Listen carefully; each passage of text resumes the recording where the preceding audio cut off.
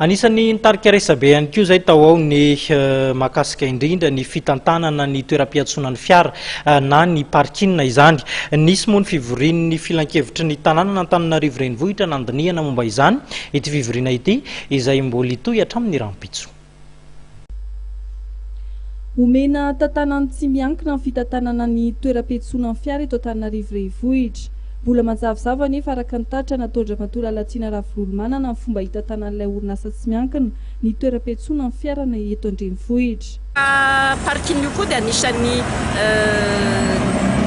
adievitra sokafana zany omaly satria izy io raha tamin'ny fanapahana tamin'ny conseil municipal teo aloha dia karazana projet pilote zany izy ary sity efatra ihany aloha ny fanarahana karazana andrana zao nefa dia hitantsika fa efa miparitaka eraky ny tanàna zany le rodateur anaty le tsy foanan'le carte amin'le parking zany ka nefany mbola tsy tena voadinika sy voaresaka mazava tsara tao anatin'ny mpanontsaina ny tanàna Antananarivo. Eo zany mahatonga le adievitra hoe tsy vitany hoe mora mantsy ny fanazavan'ny tantana ankehitriny hoe nefa teo aloha nanao an'io dia manohy fotsiny zahay kanefa ny raha le teo aloha dia projet pilote io fa tsy ohatran'ny hitantsika amin'izao fotoana izao dia anisan'ny sokafan'ny mpanolontsaina moa zany io avy amin'ny freedom tao anatin'ny fivoriana satria ny tena hisintomana ny saintsika dia hoe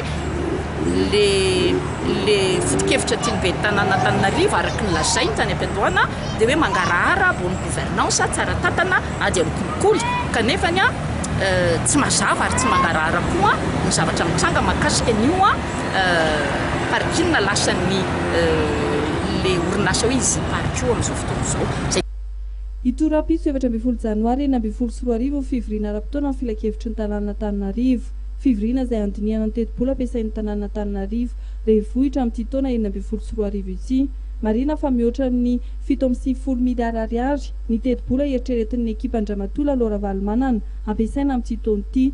Teti-bola izay nitombo avy telo eny raha oharina tamin'ny taona 2024.